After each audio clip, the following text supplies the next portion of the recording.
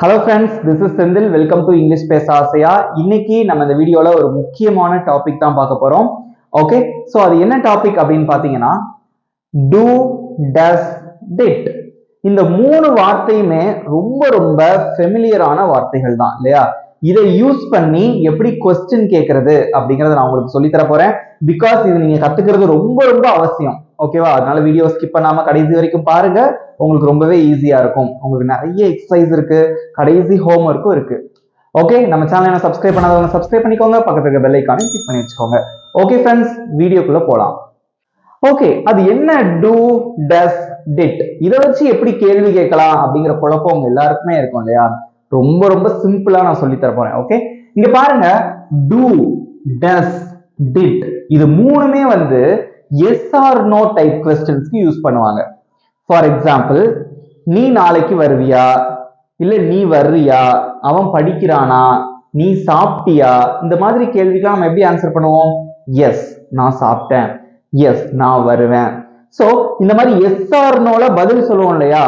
அதுக்கு தான் நம்ம இப்படி கொஸ்டின் கேட்போம். டூ, டஸ், டிட் யூஸ் பண்ணி நம்ம கேள்விகளை கேட்போம். அது எப்படி கேட்கறது அப்படிங்கறத நான் உங்களுக்கு சொல்லித்தரேன். இங்க பாருங்க, டூ, டஸ் இந்த ரெண்டுமே வந்து பிரசன்ட்ல கேள்வி கேட்கறதுக்கு யூஸ் பண்ணுவோம். பிரசன்ட் அப்படின்னா நிகழ்காலம்.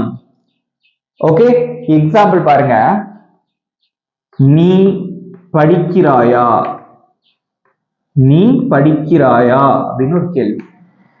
நீ படிக்கிறியா, ஓகே, படிக்கிறாயா பிரசன்ட்ல கேள்வி கேட்கிறோம். படிக்கிறாய் அப்படி இப்ப நடக்கக்கூடியது. நீ படிக்கிறியா, இப்ப நீ படிக்கிறியா அப்படின்னு அர்த்தம் இல்லையா? நீ படிக்கிறாயா, இது பிரசன்ட்ல கேள்வி கேட்கிறது. அதாவது அவன் படிக்கிறானா, அவன் சாப்பிடுகிறானா, அவன் எழுதுகிறானா, பிரசன்ட்ல கேள்வி கேட்கறதுக்கு டூவும் டஸ்ஸும் யூஸ் பண்றோம். பிரசன்ட்னா என்னது?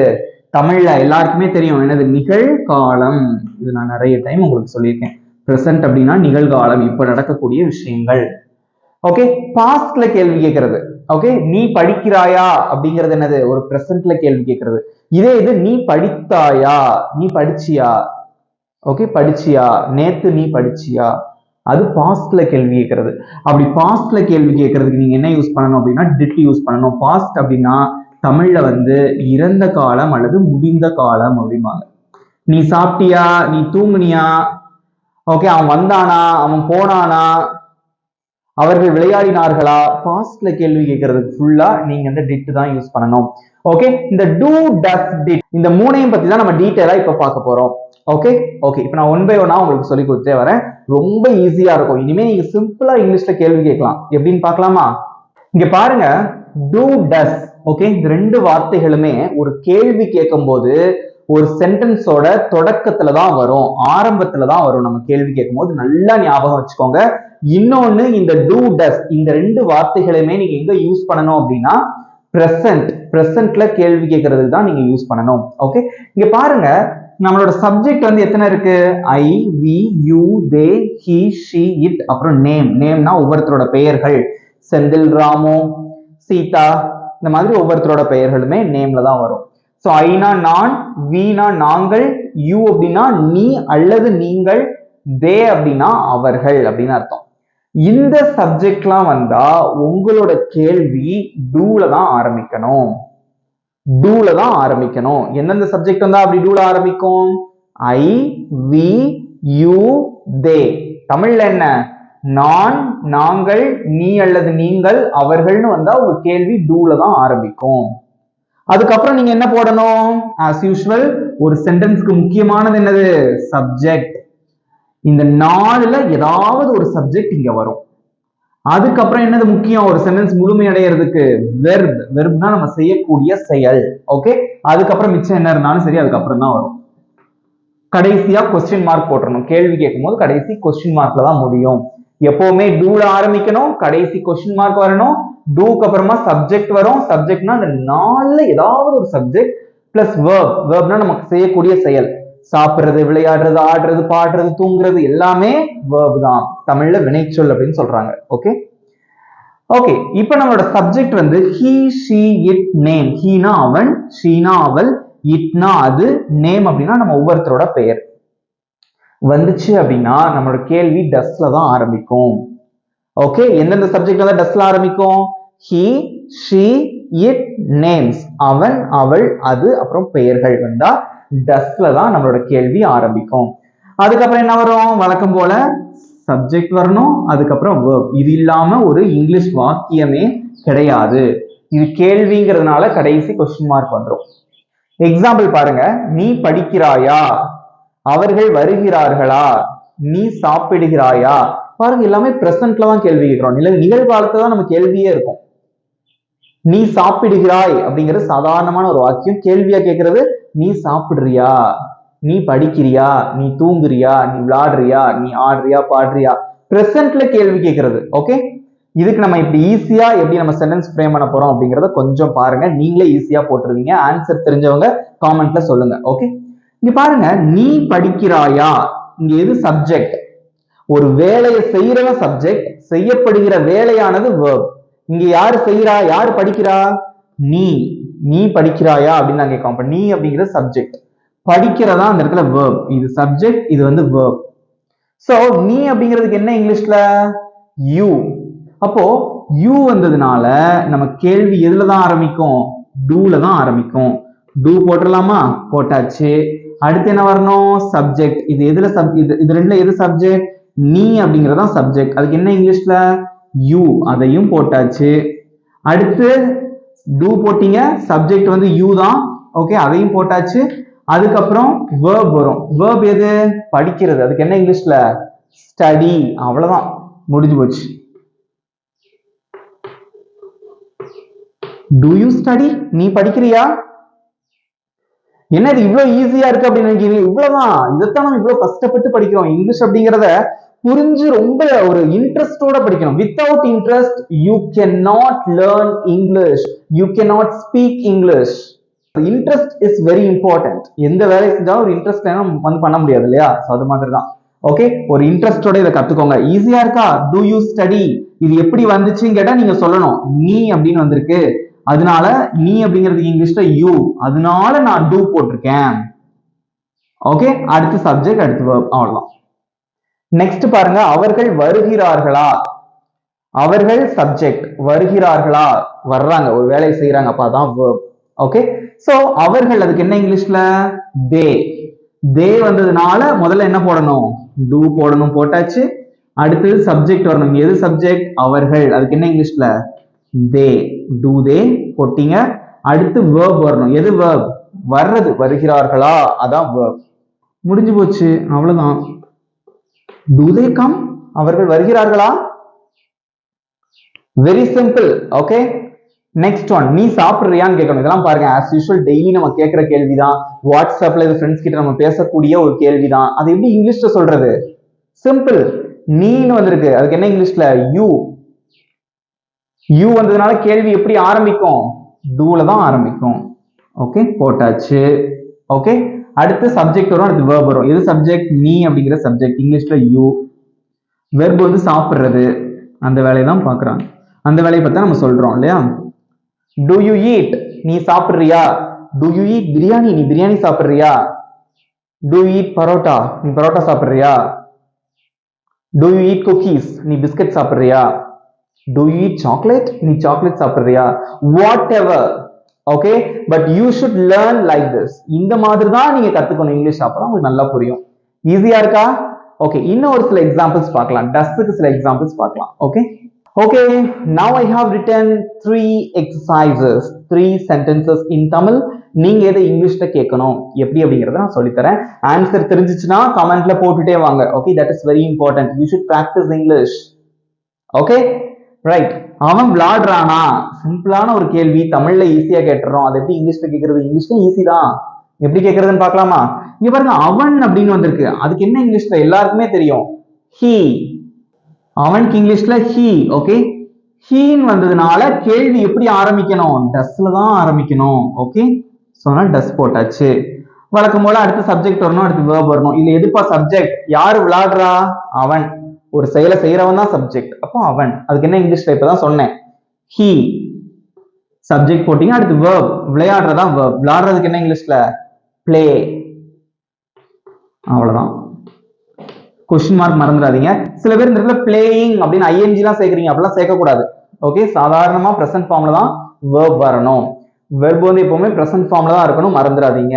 Okay, does he play? அவன் விளையாடுறானா? இது அவள் விளையாடுகிறாளா அப்படின்னா ஒரு சின்ன வார்த்தையை மாத்தணும். அவள் அப்படிங்கிறது இங்கிலீஷ்ல she. he தூக்கிட்டு she போட்டுற வேண்டியது, அவ்வளவுதான். does she play? அவள் விளையாடுகிறாளா? இது செந்தில் விளையாடுறானா அப்படின்னா எப்படி கேட்பீங்க? does Senthil play? Ramu விளையாடுறானா? does Ramu play? Sita விளையாடுறாங்களா? does Sita play? he மாத்திட்டே இருக்க வேண்டியதான். நிறைய சப்ஜெக்ட் இருக்கு, மாத்தி மாத்தி போட்டு நீங்க பாட்டுக்கு பிராக்டிஸ் பண்ண வேண்டியதான். பட் அது வந்து எதுக்குள்ள இருக்கணும்? he, she, it, name இந்த நாலுக்குள்ள இருந்தாதான் does வரும். இந்த சப்ஜெக்ட்ல வந்து do தான் வரும். Okay, next example. அவள் சமைக்கிறாளா? இதுவும் சிம்பிள் தான். அவள் அப்படின்னு வந்திருக்கு, அதுக்கு இங்கிலீஷ்ல என்னது? she. she வந்ததுனால நம்ம கேள்வி டஸ்ல தான் ஆரம்பிக்கணும். ஓகே, டஸ் போட்டாச்சு. அடுத்து சப்ஜெக்ட் யாரு? சமைக்கிறது யாரு? அவள். அதுக்கு என்ன இங்கிலீஷ்ல? she. அதுவும் போட்டாச்சு. சமைக்கிறதுக்கு என்ன இங்கிலீஷ்ல? cook. Okay, that's it. கேள்விக்குரிய கடைசி போட்டுருங்க. does she cook? அவள் சமைக்கிறாளா? எதுக்காக இங்க டஸ் வந்துருக்குன்னு யாராவது கேட்டா என்ன சொல்லணும்? he, she, it, name வந்தா டஸ்ல தான் கேள்வி ஆரம்பிக்கும் அப்படிங்கறத நீங்க சொல்லணும். Okay, very good. Last one. Ramu சென்னைக்கு போறானா? சிம்பிளான கேள்வி, ஆன்சர் பண்ணுங்க பார்க்கலாம். ராமு சென்னைக்கு போகிறானா எப்படி கேக்குறது? ஃபர்ஸ்ட் இங்க பாருங்க, ராமு அப்படின்னு பேர் வந்துருச்சு. பேர் வந்தாலும் டஸ்ல தான் கேள்வி ஆரம்பிக்கும் இல்லையா? சோ டஸ் போட்டாச்சு. அடுத்து என்ன வரணும்? சப்ஜெக்ட். இதுல எது சப்ஜெக்ட்? ராமுங்கிற சப்ஜெக்டா, சென்னைக்குங்கிற சப்ஜெக்டா, போகிறானாங்கிற சப்ஜெக்டா? ஒரு செயலை செய்யறவனா ராமு தானே சென்னைக்கு போறானான்னு கேட்கிறோம், அப்ப ராமு தான் சப்ஜெக்ட். ஓகே, டஸ் ராமு. எப்பவுமே பேர் எழுதும் போது முதல் எழுத்து பெரிய எழுத்து கேபிட்டல் லெட்டரா தான் இருக்கணும். டஸ் ராமு. ஓகே, ராமுங்கிற வார்த்தை எழுதியாச்சு. சென்னைக்கு அல்லது போகிறானா, இதுல எது verb? ஒரு செயலை செய்யறதான் verb, போறதான் verb. அதுக்கு என்ன இங்கிலீஷ்ல? go. டஸ் ராமு go சென்னைக்கு? இக்குன்னு வந்திருக்கு. இக்குன்னு அதுக்கு என்ன இங்கிலீஷ்ல? நிறைய வீடியோல சொல்லிட்டோம், to. சென்னை. சென்னை அப்படி போட்டுற வேண்டியதான். கேள்விக்குறி மறந்துடாதீங்க. டஸ் ராமு go to சென்னை? ராமு சென்னைக்கு போறானா? செந்தில் சென்னைக்கு போறானா? டஸ் செந்தில் go to சென்னை? செந்தில் சென்னைக்கு போறானா? ஓகே, காவியா சென்னைக்கு போறாங்களா? Does Kavya go to Chennai? That's it. English இப்படி புரிஞ்சுதான் நம்ம கத்துக்கணும். ஈஸியா இருக்கா? ஓகே, இப்போ உங்களுக்கு இந்த do does ரெண்டையும் என்ன சொல்றது மிக்ஸ் பண்ணி ஒரு சில क्वेश्चंस கொடுக்கிறேன். இப்போ நீங்க அதுக்கு ஆன்சர் பண்ணுங்க. ஓகே ஓகே, இங்க பாருங்க, நான் ஒரு 4 क्वेश्चंस எழுதி போட்டிருக்கேன். இதுக்கு என்ன ஆன்சர் வரும் அப்படிங்கறத நீங்க சொல்லணும். நீ சிரிக்கிறியா? அவன் பாடுறானா? அவர்கள் தூங்குகிறார்களா? நீங்கள் அங்கே போகிறீர்களா? தமிழ்ல சொல்றதுக்கு ஈஸியா தான் இருக்கு, தமிழ்ல கேள்வி கேட்கறதுக்கு ஈஸியா தான் இருக்கு. எப்படி இங்கிலீஷ்ல கேள்வி கேட்கறது? அதுவும் ஈஸி தான், உங்களுக்கே தெரியும். ஆன்சர் பண்ணுங்க பார்க்கலாம். நீ சிரிக்கிறாயா? நீன்னு வந்திருக்கு, அப்ப என்ன வரும்? எப்படி நம்மளோட கேள்வி ஆரம்பிக்கும் சொன்னேன்? do. I, we, you, they வந்துச்சுன்னா திரும்ப ஷார்ட்டா ஞாபகம் வச்சுக்கோங்க. I, we, you, they வந்துச்சு அப்படின்னா நம்மளோட கேள்வி doல தான் ஆரம்பிக்கும். அதே மாதிரி he, she, it வந்துச்சுன்னா நம்ம கேள்வி doesல தான் ஆரம்பிக்கும், மறந்துடாதீங்க. Okay right. நீ சிரிக்கிறியா? நீ அப்படின்னா இங்கிலீஷ்ல என்னது? you. அப்ப நம்ம கேள்வி வந்து doல தான் ஆரம்பிக்கும். do. அதுக்கடுத்து என்ன வரும்? சப்ஜெக்ட் நீ, do you. அடுத்து verb சிரிக்கிறியா, அதுக்கு என்ன இங்கிலீஷ்ல? laugh. do you laugh? நீ சிரிக்கிறியா? Okay next one. அவன் பாடுறானா? பாட்டு பாடுறான்னு வச்சுக்கோங்க. அவன் பாடுறானா அப்படின்னு கேட்கணும். அது இங்கிலீஷ்ல கேட்கலாம். அவன் அப்படின்னு வந்திருக்கு, நம்ம கேள்வி அப்ப எதுல ஆரம்பிக்கும்? he. doesல தான் ஆரம்பிக்கும் இல்லையா? so does. ஓகே, அடுத்து என்ன வரும்? Subject does he. பாடுறதுக்கு என்ன இங்கிலீஷ்ல? sing. does he sing? அவன் பாடுறானா? Very simple. Okay next one. அவர்கள் தூங்குகிறார்களா? அவர்கள், அதுக்கு என்ன இங்கிலீஷ்ல? they. அப்ப நம்ம கேள்வி doல தான் ஆரம்பிக்கும் இல்லையா? do போட்டாச்சு. அவர்கள், அதுக்கு என்ன இங்கிலீஷ்ல? they. அடுத்து verb தூங்குறது, do they sleep? அவர்கள் தூங்குகிறார்களா? ஈஸியா இருக்கா? எல்லாம் கரெக்டா ஆன்சர் பண்றீங்களா? செக் பண்ணிட்டே வாங்க. Last one. நீங்கள் அங்கே போகிறீர்களா? நீங்கள் அங்கே போகிறீர்களா அப்படின்னு கேட்கணும். சோ நீங்கள், அதுக்கு என்ன இங்கிலீஷ்ல? you தான். கேள்வி doல தான் ஸ்டார்ட் ஆகும். do you. நீங்கள், அதான் சப்ஜெக்ட். அடுத்து verb எது? அங்கேங்கிறது வெர்பா, போகிறீர்களாங்கிறது வெர்பா? போறது தான். அதுக்கு என்ன இங்கிலீஷ்ல? go. அங்கே அப்படின்னா there. do you go there? நீங்க அங்க போறீங்களா? ஈஸியா இருக்கா? do you laugh நீ சிரிக்கிறியா? does he sing அவன் பாடுறானா? do they sleep அவங்க தூங்குறாங்களா? do you go there நீங்க அங்க போறீங்களா? இவ்வளவு சிம்பிளா இருக்கு பாத்தீங்களா? ஓகே, இதுக்கப்புறமா did எங்கெல்லாம் யூஸ் பண்றது அப்படிங்கறத பார்த்துட்டு இந்த வீடியோ முடிச்சிடலாம். Okay okay, next I am going to explain did. இந்த did யூஸ் பண்ணி எப்படி கேள்வி கேட்கலாம். கேள்வி வாக்கியத்துக்கு இங்கிலீஷ்ல என்ன சொல்லுவாங்கன்னா இன்ட்ரோகேட்டிவ் சென்டென்ஸ் அப்படின்னு சொல்லுவாங்க. பட் அப்படி சொல்லி நான் உங்களை குழப்ப விரும்பல. ஓகே, ஸோ ஷார்ட்டா ஞாபகம் வச்சுக்கோங்க, டிட் யூஸ் பண்ணி எப்படி கேள்வி கேட்கலாம். ஸோ டிட் அப்படிங்கிறது டூவோட பாஸ்ட் டென்ஸ் தான் டிட். ஓகே, பாஸ்ட்ங்கிற வார்த்தை இங்கேயே வந்துருச்சு, இறந்த காலத்துல ஒரு கேள்வி கேட்கறது. ஓகே, நேத்து நீ சென்னைக்கு போனியா, நேத்து படிச்சியா, நேத்து எக்ஸாம் எழுதுனியா, நேத்துங்கிற வார்த்தை எல்லாத்துலயும் சேர்க்கணுங்கிற அவசியம் கிடையாது. பட் பாஸ்ட்ல முடிஞ்சிருக்கும். நல்லா தூங்குனியா, கேட்கிற கேள்வி தானே, இதெல்லாம் முடிஞ்ச ஒரு விஷயம். அப்போ அந்த முடிஞ்ச ஒரு விஷயத்துல இருந்து கேள்வி கேட்கறதுக்கு you should use the word did. okay, as well as you should know did அப்படிங்கிற வார்த்தை வந்து past tense of do, do ஓட past tense. ஓகே, இங்க பாருங்க, எந்த சப்ஜெக்ட் வந்தாலும் பரவாயில்ல. இங்க I, we, you, they, he, she, it, name, Aina மொத்தத்துக்கே இவ்வளவுதான் சப்ஜெக்ட்ஸ், மனப்பாடமே பண்ணிடலாம். ஐனா நான், வீணா நாங்கள், யூனா யூ நீ அல்லது நீங்கள், தேனா அவர்கள், ஹீனா அவன், ஷீனா அவள், இட்னா அது, நேம்னா ஒவ்வொருத்தரோட பேர். ஓகே, சோ வந்தா எது வந்தாலும் கேள்வி வந்து டிட்ல தான் ஆரம்பிக்கும். பிரசன்ட் மாதிரி டூ தனியா டஸ் தனியாலாம் கிடையாது. எந்த சப்ஜெக்ட் வந்தாலும் டிட்ல தான் ஆரம்பிக்கும், அவ்வளவுதான். சப்ஜெக்ட்னா இந்த இதுல ஏதாவது ஒரு சப்ஜெக்ட் இங்க வரும், பிளஸ் வேர்ப், வேர்ப்னா அவங்க செய்யக்கூடிய செயல். எக்ஸாம்பிள் பாருங்க, நீ படிச்சியா, நீ படிச்சியாப்பா அப்படின்னு கேட்போம்ல, நீ படிச்சியா, படித்தாயா, பாஸ்ட்ல கேள்வி கேட்கறது. படிக்கிறாயா, நீ படிக்கிறியா அப்படின்னா அது இப்ப நடக்கிறது, இப்ப கேள்வி கேட்கறது. நீ படித்தாயா, பாஸ்ட்ல கேள்வி கேட்கிறோம், அதுக்குதான் நம்ம டிட் யூஸ் பண்ண போறோம். ஓகே, சோ எந்த சப்ஜெக்ட் வந்தாலும் கண்ணை மூடி டிட் போட்டுடலாம். அப்ப முதல்ல டிட் போட்டுடலாம். ஓகே ஓகே, அடுத்து என்ன வரணும்? சப்ஜெக்ட்னா ஒரு செயலை செய்யறவன், இங்க யாரு? நீ, நீங்கிறதா சப்ஜெக்ட். அதுக்கு என்ன இங்கிலீஷ்ல? யூ, அது எல்லாருக்கும் தெரியும், போட்டாச்சு. அதுக்கு அடுத்து வேர்ப் வரணும். எதுப்பா வேர்ப்? படிக்கிறதா வேர்ப். அதுக்கு என்ன இங்கிலீஷ்ல? ஸ்டடி. அவ்வளவுதான், முடிஞ்சு. இதுல கொண்டு போய் ஐஎன்ஜி எல்லாம் சேர்க்கவே கூடாது. ஓகே, டிட் யூ ஸ்டடி, நீ படிச்சியா? ஈஸியா இருக்கா? ஓகே, இதே அவன் படிச்சானா அப்படின்னா டிட் ஹி ஸ்டடி, யூ பதிலா ஹி வரும், அவ்வளவுதான். Did he study. அவள் படித்தாளா, டிட் ஷி ஸ்டடி. அவர்கள் படித்தார்களா, டிட் தே ஸ்டடி. செந்தில் படிச்சானா, டிட் செந்தில் ஸ்டடி. மாத்திக்கிட்டே இருக்க வேண்டியதான். நடுவில் உள்ள சப்ஜெக்டை மாத்தினா ஏகப்பட்ட சென்டென்ஸ் நீங்களாவே உருவாக்கலாம். சப்ஜெக்டையும் வேர்பையும் மாத்தி மாத்தி போட்டீங்கன்னா ஆயிரக்கணக்கான சென்டென்சஸ் நீங்களே உருவாக்கலாம். ஓகே, நெக்ஸ்ட் ஒன், அவன் வந்தானா. சப்ஜெக்ட் என்னது? அவன். ஆனா எந்த சப்ஜெக்ட் வந்தாலும் நீங்க டிட் தான் போட போறீங்க, அதனால முதல்ல இதுல டிட்ட போட்ட வேண்டியதான். அவன், அதுக்கு என்ன இங்கிலீஷ்ல? ஹி. Did he. வந்தானா, வர்றதுக்கு என்ன இங்கிலீஷ்ல? கம். டிட் ஹி கம், அவன் வந்தானா. சில பேர் என்ன தப்பு போடுறீங்கன்னா இந்த இடத்துல கேம் அப்படின்னு போடுறீங்க, அப்படி போடக்கூடாது. இங்க பாஸ்ட் ஃபார்ம் வராது, அதுக்குதான் முன்னாடி டிட் போட்டோம், அதனால இங்க பிரசன்ட் ஃபார்ம் தான் வரும். ஓகே, டிட் ஹி கம், அவன் வந்தானா. நெக்ஸ்ட் ஒன், அவள் வந்தாளா. அவள் வந்தாளான்னு கேட்கணும், அது எப்படி இங்கிலீஷ்ல கேட்கலாம்? எந்த சப்ஜெக்ட் வந்தாலும் டிட் தான் போட போறீங்க. அவள், அதுக்கு என்ன இங்கிலீஷ்ல? ஷி. Did she. வர்றதுக்கு என்ன இங்கிலீஷ்ல? கம். அவ்வளவுதான். டிட் ஷி கம், அவள் வந்தாளா. இவ்வளவு ஈஸியா இருக்கு. இது அவர்கள் வந்தார்களா, அவங்க வந்தாங்களா அப்படின்னு கேட்போம்ல, அதுக்கு எப்படி இங்கிலீஷ்ல கேட்கலாம்? டிட் தே கம், தே வரும், அவ்வளவுதான். சிம்பிளா இருக்கா? ஈஸியா இருக்கா? ஓகே, do, does, did இந்த மூணுத்தை பத்தி நீங்க கத்துக்கிட்டீங்க. கிளியரா இருக்கீங்களா? இப்போ ஈஸியா இருக்கா உங்களுக்கு?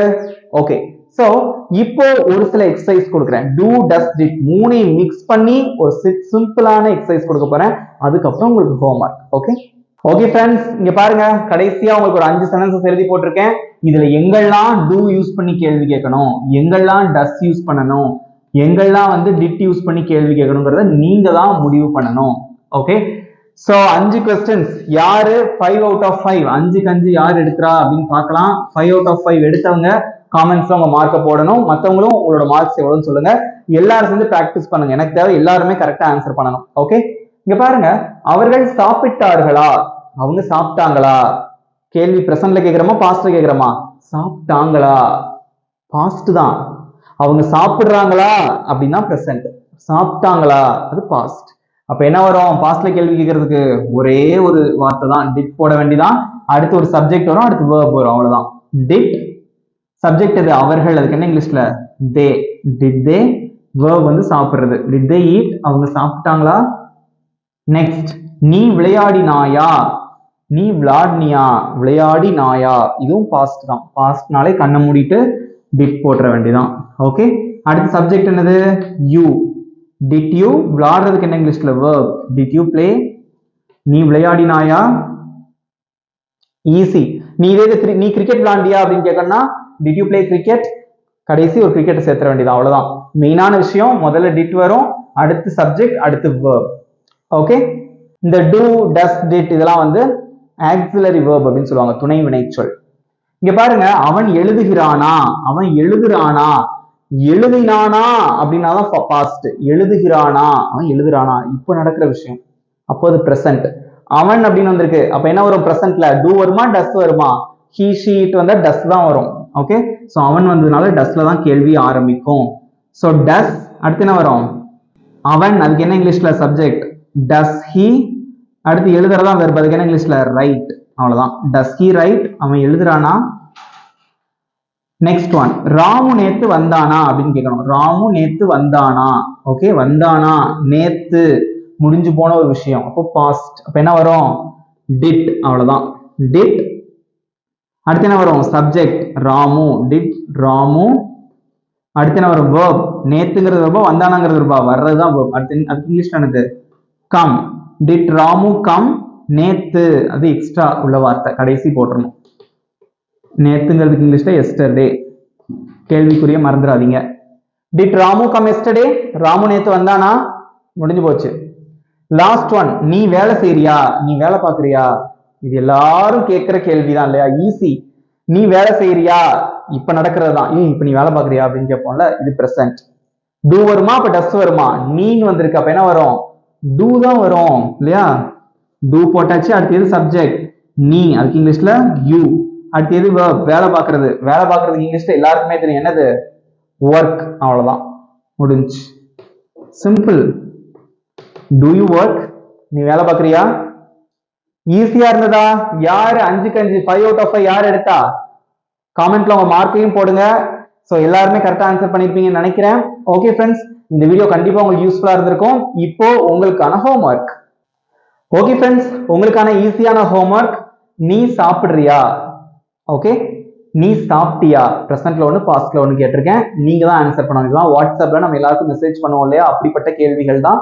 சோ கரெக்டா ஆன்சர் பண்ணுங்க. எங்க டூ வரும், டஸ் வருமா, டிட் வருமான்னு பார்த்து ஆன்சர் பண்ணணும். ஓகே, சோ இந்த வீடியோ உங்களுக்கு பிடிச்சிருந்தா மறக்காம ஒரு லைக் பண்ணிக்கோங்க. இந்த டூ, டஸ், டிட் யூஸ் பண்ணி நீங்களா நிறைய கேள்விகள் கேட்டு எழுதி பிராக்டிஸ் பண்ணுங்க. இங்கிலீஷ் அப்படிங்கிறது பிராக்டிஸ் பண்ணா மட்டும்தான் வரும். உங்க ஃப்ரெண்ட்ஸுக்கும் ஷேர் பண்ணுங்க. ஓகே, நம்ம சேனல் இன்னும் சப்ஸ்கிரைப் பண்ணாதவங்க சப்ஸ்கிரைப் பண்ணிக்கோங்க. பக்கத்துல இருக்க பெல் ஐகானையும் கிளிக் பண்ணிக்கோங்க. நெக்ஸ்ட் வீடியோல நான் உங்களை மீட் பண்றேன். Thank you friends.